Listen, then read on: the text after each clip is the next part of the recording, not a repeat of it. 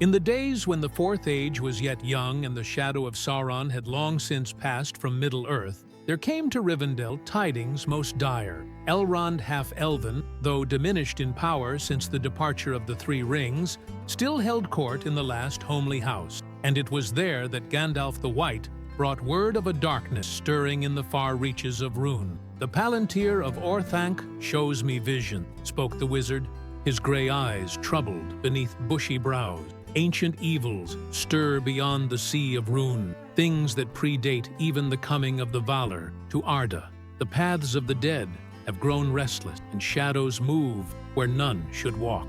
Beside the great fireplace stood three companions who had answered the summons: Faramir of Ithilien, now prince of that fair land; Gimli, the dwarf, lord of the glittering cave; and Legolas Greenleaf, though his heart yearned ever for the Grey Havens and the ships that would bear him west. "What would you have of us, Mithrandir?"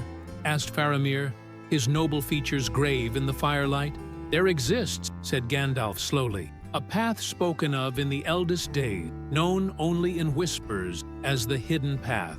It is said that this road, if found, could bar the way of darkness from the world for all time. But the knowledge of its finding has been lost, save for fragments scattered across Middle-earth, like leaves before the wind." Elrond spoke then, his voice carrying the weight of ages. The lore masters of old spoke thus: "When shadows hunt the hidden path, then shall the children of Eru walk in darkness or in light, as the stars decree. The time has come when this path must be sought, ere the darkness claim dominion over the hearts of men." 7 days hence, the three companions set forth from Rivendell, their path leading through the misty mountains toward the great forest of Eren Lasgallen, which men still called Mirkwood, despite its cleansing. With them rode Elladan and Elrohir, the twin sons of Elrond, for the quest required knowledge that only the firstborn possessed. As they descended from the high pass,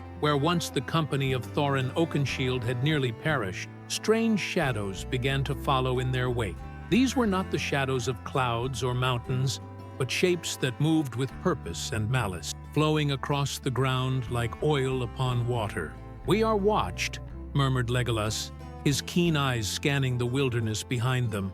"Something follows that is neither orc nor wolf, neither bird nor beast of any kind known to me." Gimli hefted his axe, its blade gleaming in the afternoon sun. "Let them come, then. My blade thirsts for battle, and these fell shapes seem fitting foes for the breaking." But Gandalf counseled patience. "These are no enemies to be faced with steel, my friend. They are the hunters of the shadow, and they pursue not to destroy, but to test. The hidden path chooses its own guardian, and we must prove ourselves worthy of the knowledge we seek." Through the vales of Anduin they pressed, and with each league the shadows grew bolder, sometimes taking shapes almost like great hounds or ravens, always keeping pace, but never drawing near. The very air grew cold in their presence, and horses shied from their approach. King Thranduil received them in his great hall beneath the earth, where the lights of many lamps could not fully banish the sense of ancient depth. The Elven King's fair face was stern, for he had ruled his woodland realm through the long darkness of Dol Guldur, and shadows held no terror for him. "The hidden path," he mused, when Gandalf had spoken their purpose. "Aye, there are records here that speak of such a way, but they are written in tongues that have not been spoken since the Elder Day, when the world was wider, and the seas came nigh to the mountains of Moria. From deep vaults came scrolls of silverwork, and books bound in covers of mithril, their pages yellow with age beyond counting." Elladan and Elrohir labored long over the ancient writings, while their companions waited in growing unease, for the shadows had encircled the forest and could be seen moving between the mighty beeches like a creeping tide. "Here," said Elladan at length, his finger tracing lines of flowing script. "It speaks of 3 keys to the path: the crown of stars, the mirror of deep waters, and the flame that burns cold. Without these, the path remains hidden from mortal eyes." "And where," asked Faramir, "might such treasures be found in these latter days?" Elrohir looked up from another scroll, his face pale. The crown of stars lies buried with Gil-galad in the ruins of the Barad-dûr. The mirror of deep waters rests in the depths of the Miramir, guarded by the Watcher. And the flame that burns cold. He paused, consulting the ancient text. It burns still in the highest tower of Minas Tirith, though its light has long been mistaken for a beacon of warning. Southward, the company turned, leaving the green halls of Thranduil for the ash wastes that still marked where Sauron's realm had been. Though grass now grew in the plateau of Gorgoroth, and flowers bloomed where once the Nazgul had their lair, still the very stones remembered malice, and the shadows followed ever closer. At the ruins of the Black Gate, where the army of the West had made its final stand, they made camp as night fell. Here Gandalf spoke long with powers that others could not see, and his voice carried strange authority in the darkness. "The hunters grow bold," he said when he returned to the fire. "They press close, and I fear they mean to bar our way to Barad-dûr. Yet this I sense. They are bound by laws older than the music of the Ainur, and cannot strike while we remain upon the path of righteousness." Legolas stood watch through the long night, his bow strung and arrows nocked, while the shadows circled their camp like wolves around a sheepfold. Sometimes they seemed to whisper in languages that hurt the ear to hear, and sometimes they took shapes that were almost those of men, but twisted and wrong. As dawn broke gray over the Ash Mountains, the company saw that their path to the Tower of Barad-dûr was blocked by a wall of living shadow, writhing and coiling like smoke. It's solid. "They would have us turn back," said Gimli grimly, "but the road to glory was never meant to be easy." Where once had stood the Dark Tower, mightiest fortress ever raised by malice in Middle-earth, now lay only a great ring of broken stone, overgrown with bitter weed. Yet deep beneath, in chambers that had never known the light of sun or moon, lay the tomb that few had ever seen. Gil-galad, last High King of the Noldor in Middle-earth, had fallen here upon the slopes of Mount Doom, and here had Isildur and Elendil laid him with all honor due to one of the Elder Born. The crown of stars that he had worn was wrought of mithril and set with gems that caught the light of Arundil's ship, and though its making was from the elder days, its beauty had not diminished. The shadows parted before Gandalf's staff, but reluctantly, and with a sound like the grinding of great millstones. Down through passages carved from the living rock they descended, following paths that had not been walked since the tower fell. The very air was heavy with the weight of years and the memory of dread. In the deep places they found the tomb, and there upon a bier of black marble lay Gil-galad, fair and terrible in death, his sword broken across his breast, and upon his brow the crown of stars still gleaming with inner light. "Forgive us, Lord of the Noldor," whispered Elrohir, as he lifted the crown with reverent hands. "We take this not for gain or glory, but for the hope of all the free people." Orjulf, as they emerged from the deep places, the shadows fell upon them like a black tide, but they passed through as though the darkness had no more substance than morning mist. Yet behind them came a sound like the crying of seabird, filled with loss and longing. Across the brown lands they rode, making for the Gap of Rohan and the road to Lothlorien, for there lay the Miramir, the second key to the hidden path. Behind them the shadows followed, no longer content to merely watch, but pressing close enough that their horses snorted and shied at every turn. In Edoras they were welcomed by Eomer King, grown gray now in the service of his people, but still mighty in war. When he heard their tale, his face grew grave, for riders had brought him news of strange happenings throughout his realm. "Dark shapes move in the night," he said, as they sat in Mediseld's golden hall. "My riders report that the very grass dies where they pass, and beasts flee before them as from fire. What manner of foe pursues Gandalf the Grey?" "These are the Shadow Hunter," replied the wizard, "and they serve neither good nor evil as we understand such things, but rather the balance of all things in Arda. They test our resolve, for the hidden path was never meant for those who would turn aside at the first sign of peril. Through Fangorn they passed, where the Ents still walked though fewer than before, and Treebeard himself came forth to greet them. The ancient shepherd's voice was deep with sorrow, for he had seen the passing of many things he loved.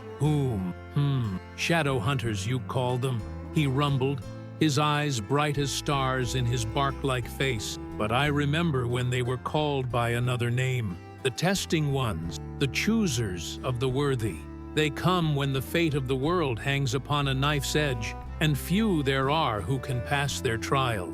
Sethi, at the borders of what had been Lothlorien, where now only memory dwelt among the Meliorn trees, they found the path to the Mirror-Mere. The golden woods were empty now, save for the echo of songs that had once filled every grove, and even the Malorn trees seemed dimmed, as though their inner light had faded. The lake lay still as polished glass beneath the Redhorn Pass, reflecting the crown of Celebdil, and the sky above with such perfect clarity that it seemed another world lay beneath its surface. Here, according to the lore of the Khazad, Durin the Deathless had first looked upon his reflection and seen the crown of 7 stars above his head.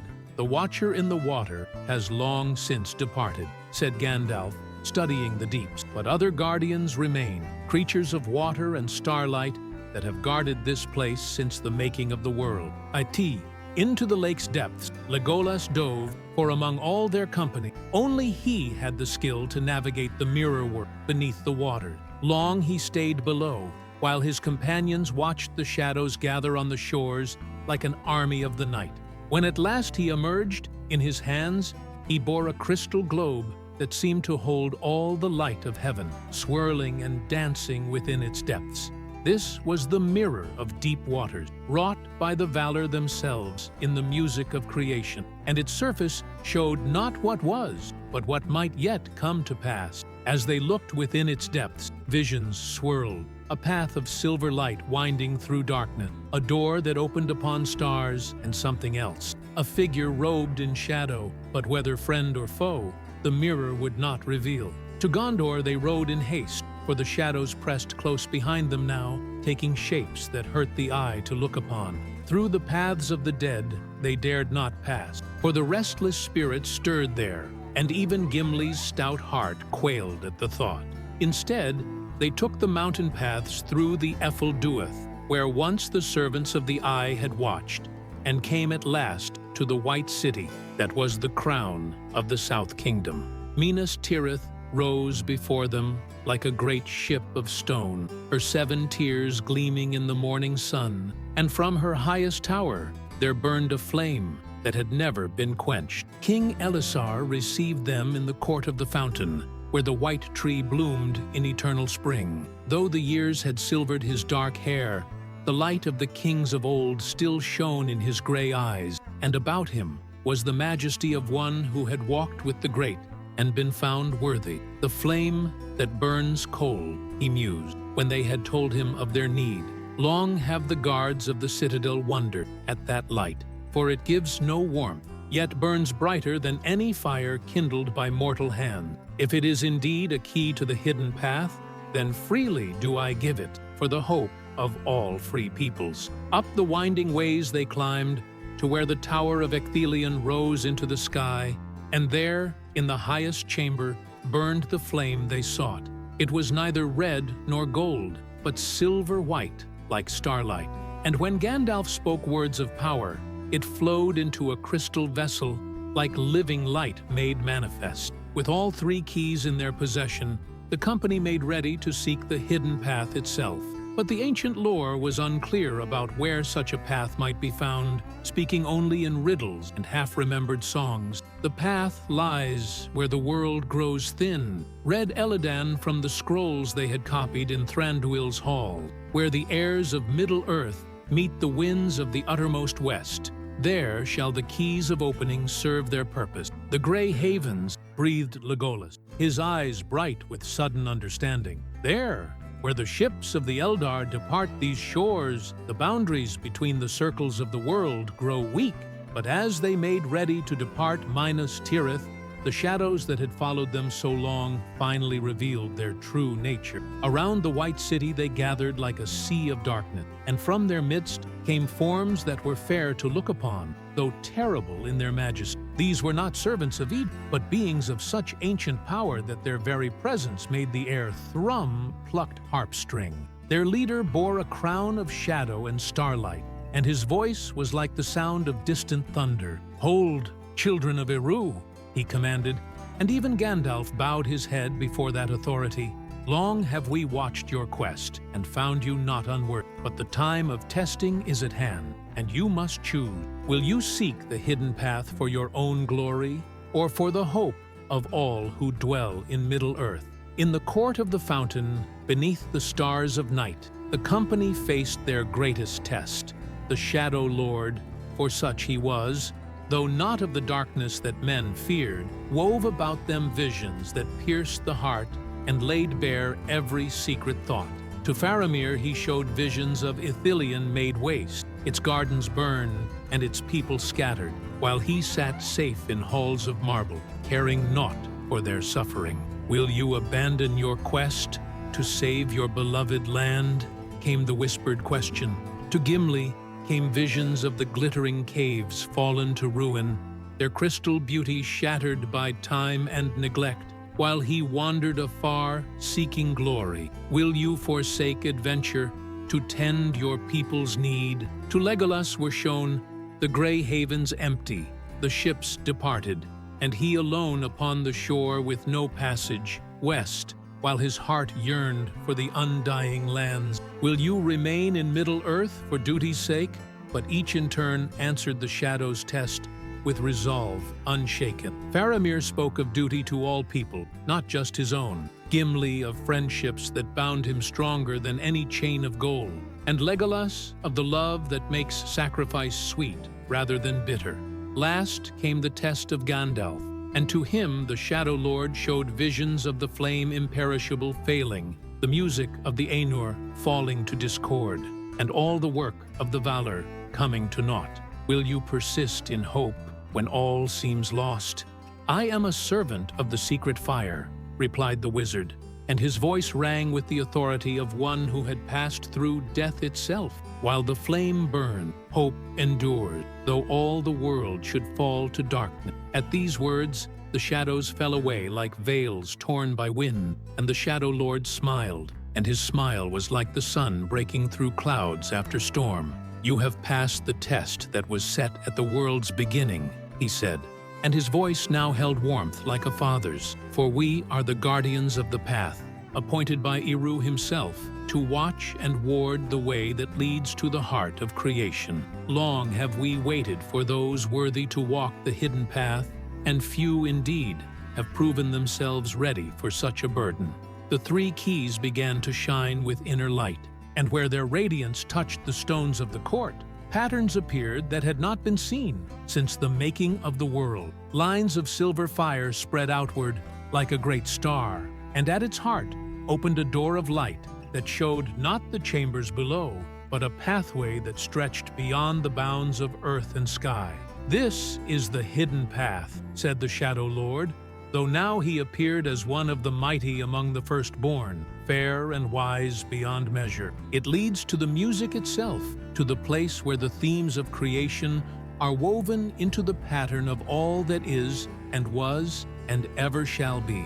Those who walk this path may touch the very source of hope and healing, and bring back to Middle-earth such light as will never fade." But with the revelation came warning. "Know this, the path tests all who set foot upon it, and not with shadows or visions, but with the weight of truth itself. Many have begun this journey, few have returned unchained, and some have not returned at all."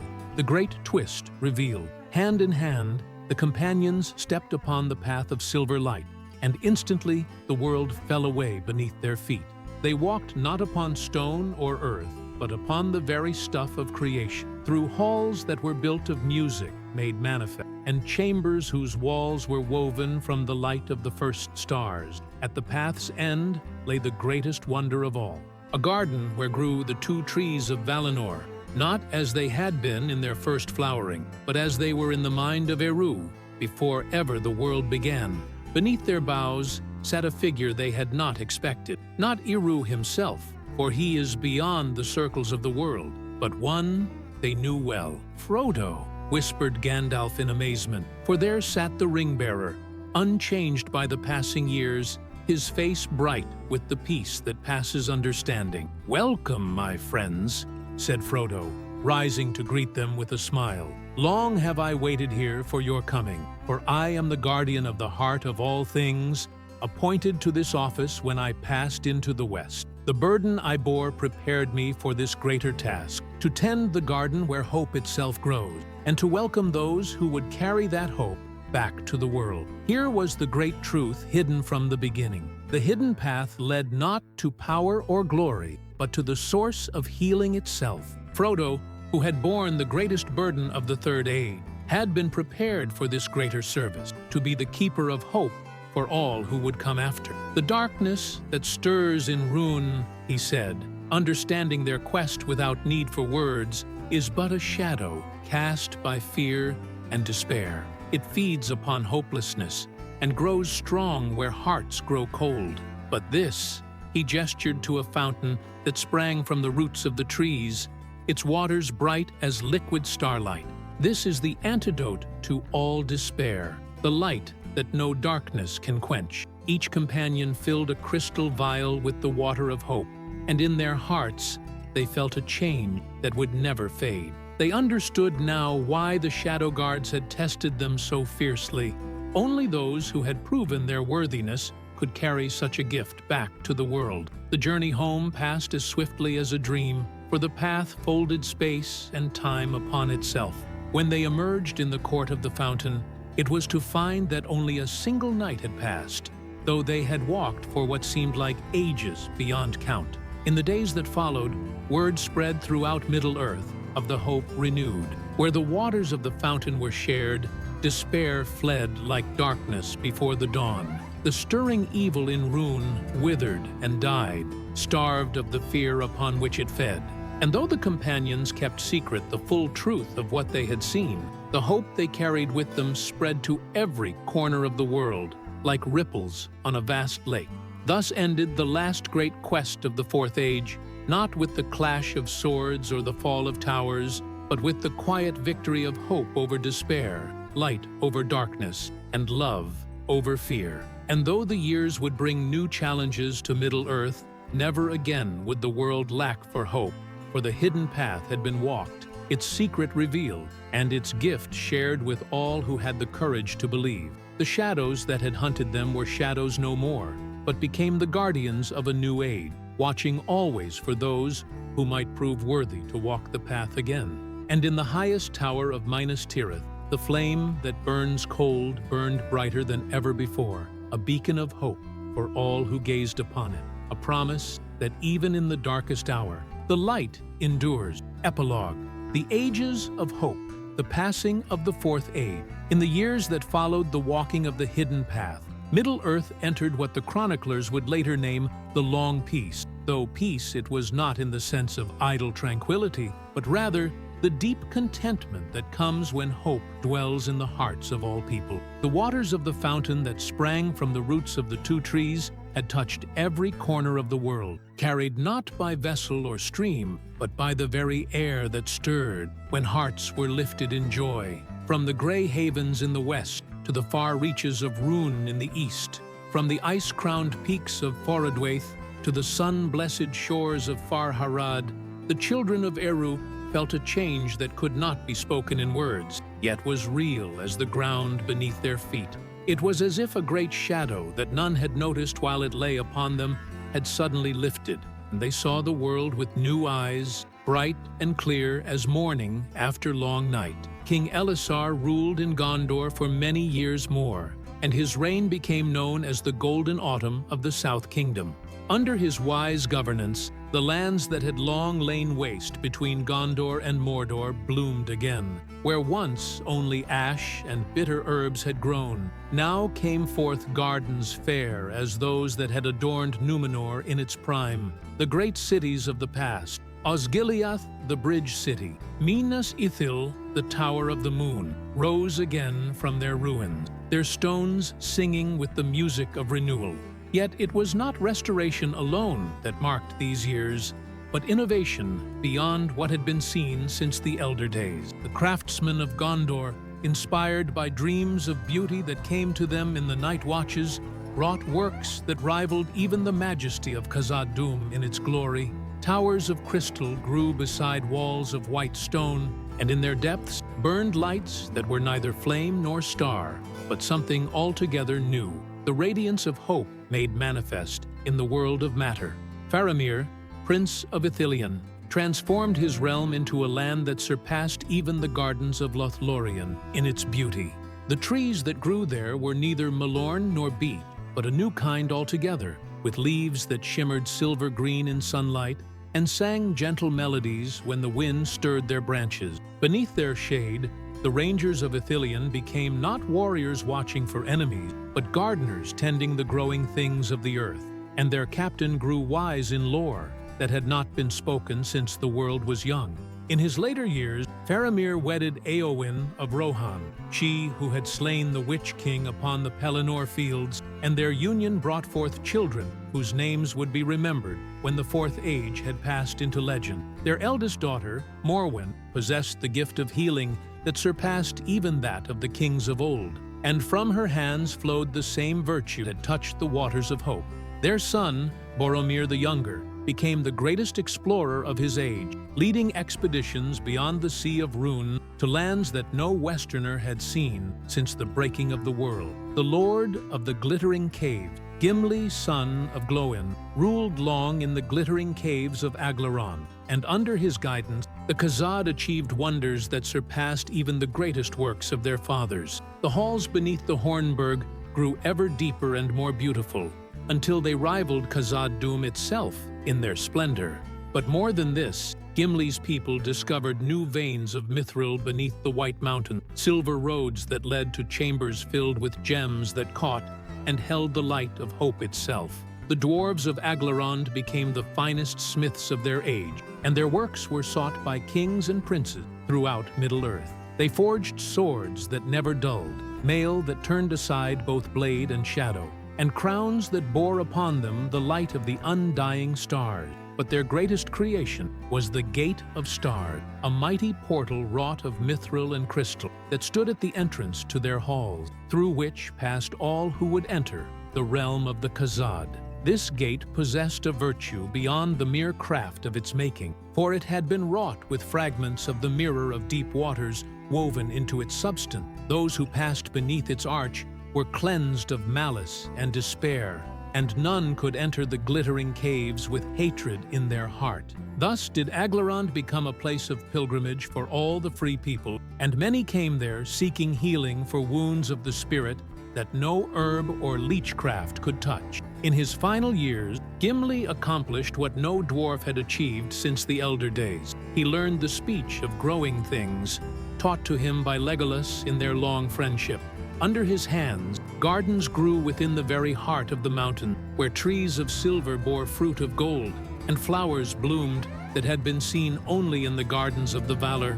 When his time came to lay down his axe at last, it was said that the very stones of Aglarond wept, and their tears became the sweetest springs that ever flowed in Middle-earth. The passing of the last Elf Lord. Of all the companions, none changed more than Legolas Greenleaf, for in walking the hidden path, he had gazed upon the light of the two trees as they were in the mind of Eru, and that vision transformed him utterly. No longer did his heart yearn for the Grey Havens and the passage west, for he understood at last that his true calling was to remain in Middle-earth as guardian of the growing thing. In the forests of Arren Lasgulin that had once been Mirkwood, Legolas wrought changes that surpassed even the cleansing power of the White Council. The trees that grew there became something new, partaking both of the nature of the Malern and of the two trees themselves. Their bark was silver, their leaves gold, and in their boughs nested birds whose songs could heal the sorrows of the heart. These became known as the Lam Etchui, the trees of awakening, and from their wood were made the most beautiful harps and flutes that ever sounded in the halls of Middle-earth. But greater even than this transformation was the change that came upon the Eldar themselves. As the Fourth Age waned and the Fifth began, the firstborn who had chosen to remain in Middle-earth found that their fading was stayed. The hope that flowed from the hidden path renewed their strength, and though they could not return to the height of their power in the elder days, neither did they dwindle, as had been their fate.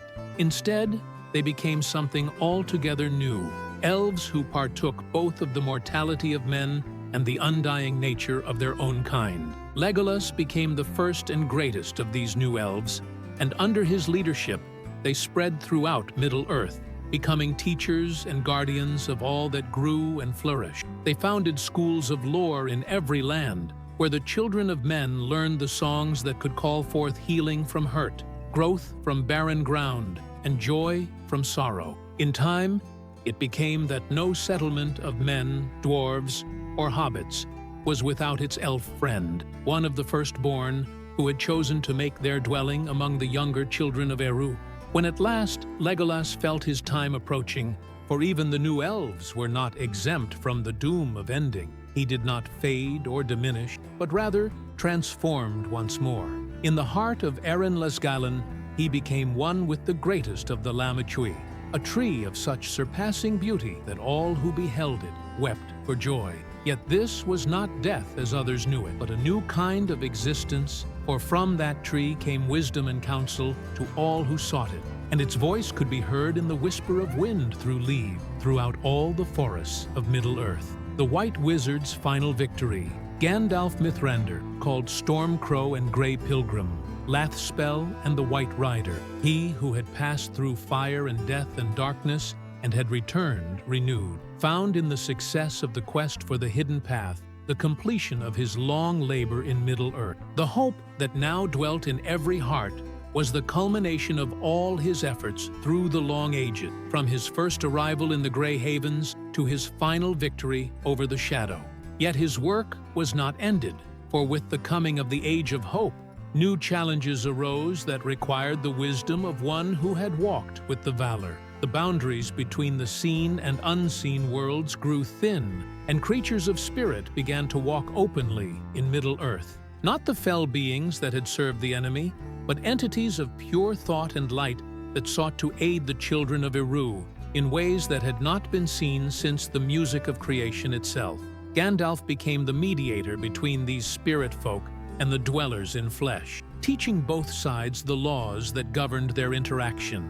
From this exchange came the art of true making, the craft of bringing forth new things that had never existed before, not by the transformation of matter, but by the direct action of will upon the fabric of creation. Under Gandalf's guidance, the greatest among men, elves and dwarves, learned to speak new stars into being, to weave threads of music to cloaks that could turn aside sorrow, and to plant seeds of light that grew into gardens of living song. In the great library that was built in Minas Tirith during these years, Gandalf set down the complete history of Middle-earth, from its making to the end of the Fourth Age.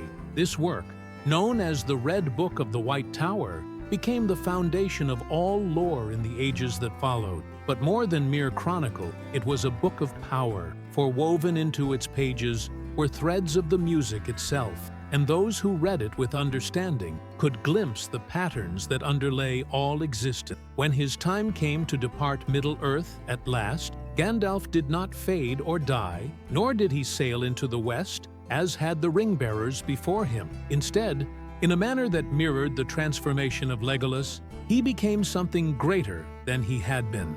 In the highest chamber of the Tower of Ecthelion, where the flame that burns cold had burned since time immemorial, Gandalf merged with that eternal fire, becoming its guardian and keeper for all ages to come. From that day forward, the light that burned in Minas Tirith carried within it the wisdom and compassion of the White Wizard, and all who looked upon it felt their hearts lifted and their spirits renewed. The flame became a beacon not just for the city, but for all of Middle-earth, and its light could be seen even from the furthest reaches of Rhûn and Harad, a constant reminder that hope endures though all the world should fall to darkness. The Shire in the Age of Hope.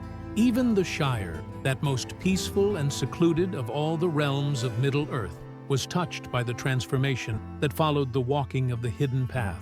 The hobbits, whose hearts had always been quick to hope and slow to despair, found their natural contentment deepened into something approaching the bliss of the undying lands themselves. The gardens of the Shire became legendary throughout Middle-earth for their beauty and bounty. Flowers bloomed there that were unknown in other lands, blossoms that sang in harmony with the wind, vegetables that glowed with inner light, and trees that bore fruit in every season of the year.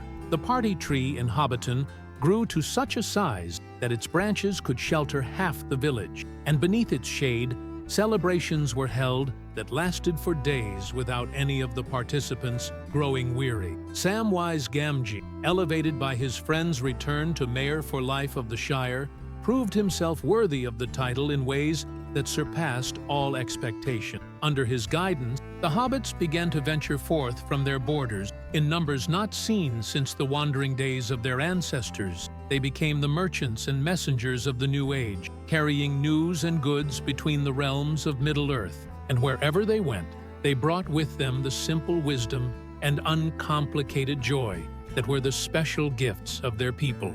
The seeds that Sam had received from Galadriel before her departure proved to have virtues beyond what even the Lady of Lorien had known. Each tree that grew from those seeds became the center of a grove of healing, where the wounded and weary could find rest and restoration. The Malorn that grew in the party field became the greatest of these, its roots extending throughout the Shire and beyond, creating a network of living light that connected every growing thing in a web of mutual care and support. In time, the hobbits developed gifts that had been unknown to their people before. Some could speak with animals and understand their needs. Others could sense the health of growing things from afar and tend them with but a touch. A few, the most gifted among them, learned to walk the short paths between places, appearing suddenly where they were needed most, carrying aid and comfort to any who called upon them. When the time came for Sam to lay down his office at last,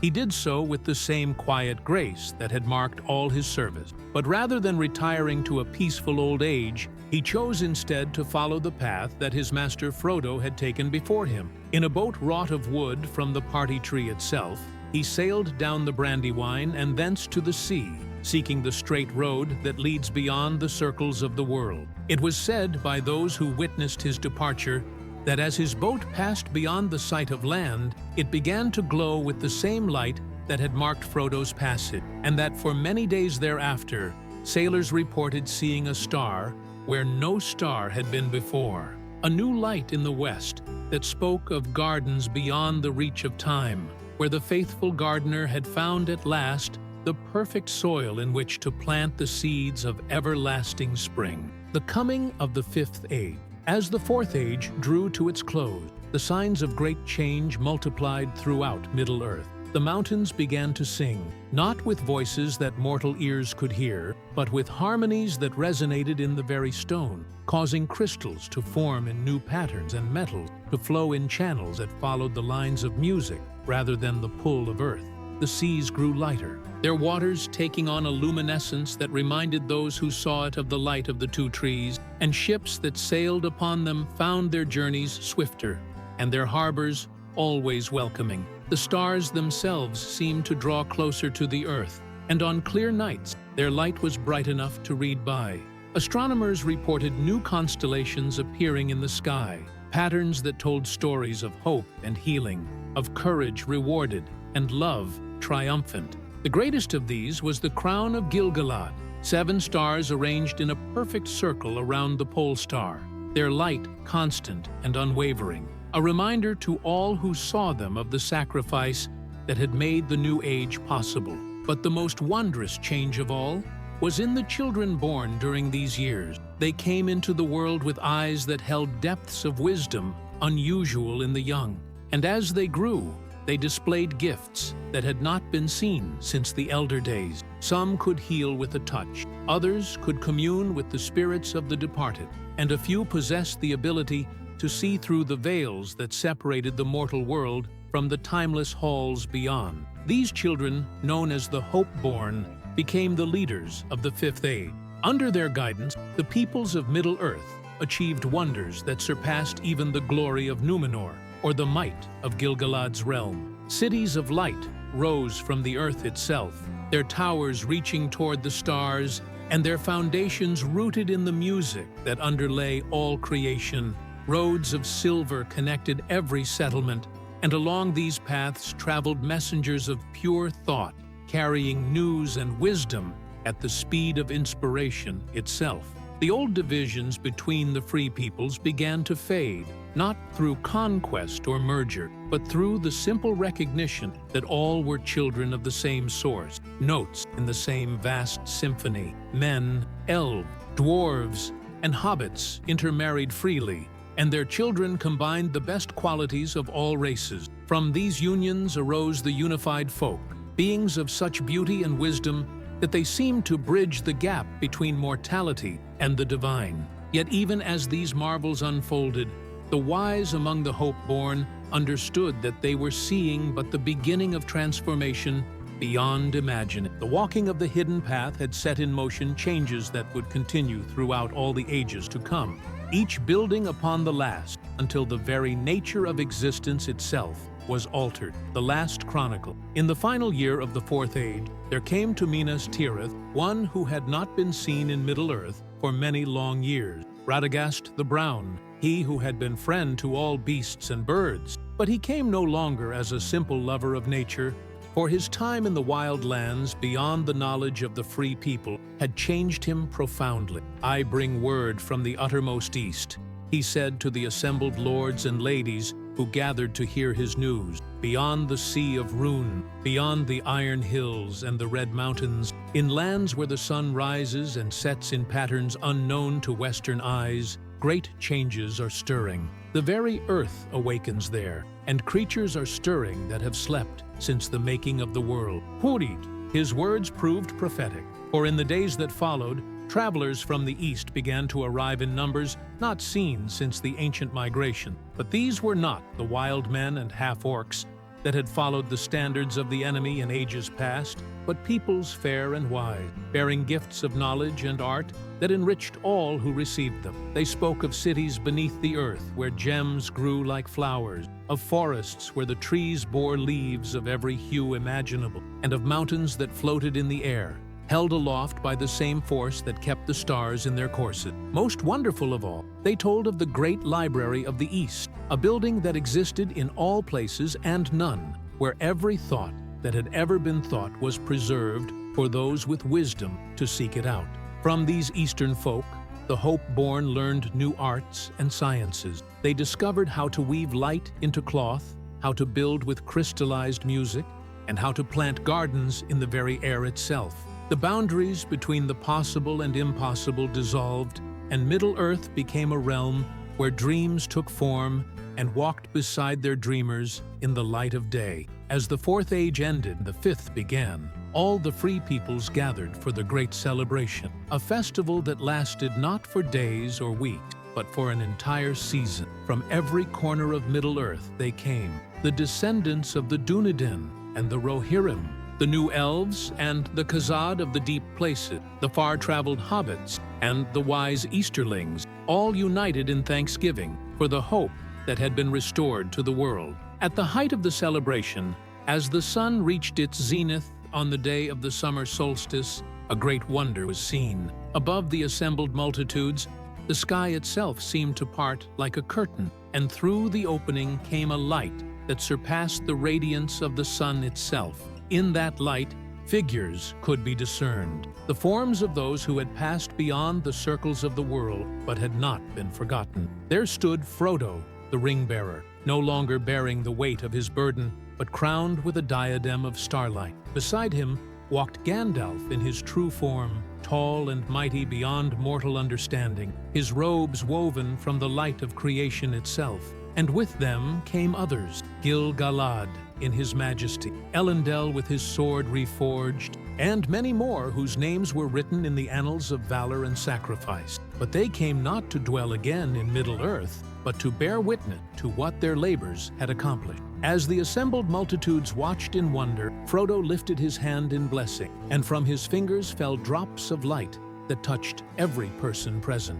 Where the light fell, understanding bloomed, and all who received it comprehended at last the full meaning of their existence. They were not merely creatures of flesh dwelling briefly upon the earth, but eternal spirits engaged in a vast work of creation that would continue beyond the end of all ages. "The fourth age ends," spoke Frodo, his voice carrying to every corner of the gathering, though he spoke no louder than a whisper. "And the fifth begins. But know this, every age is but a single note in a song that has no ending, and each of you has a part to play that none other can sing. The hidden path lies ever before you, not as a destination to be reached, but as a way to be walked with every step you take. Choose hope, and the very stones will sing your praise. Choose love, and the stars themselves will dance to your music." With these words the vision faded, but the light that had touched each person remained within them, a flame that would never be quenched, though all the world should pass away. And thus began the fifth age of Middle-earth, the Age of Awakening, when all the children of Eru understood at last that they were not separate beings struggling alone in darkness, but part of a single, glorious whole, each note essential to the music that would play until the end of time and beyond. In the years that followed, chroniclers would write many books about the wonders of the Fifth Age, but all agreed that its true beginning was marked not by any single event, but by the moment when hope ceased to be merely a feeling in the hearts of mortals and became instead a living force that shaped the very fabric of reality itself. And though many ages would come after, and great changes would transform Middle-earth in ways that even the hope-born could not imagine, that moment of transformation, when the hidden path was walked and its secret revealed, would always be remembered as the turning point when the world chose light over darkness, joy over sorrow, and love over fear for all the ages yet to come.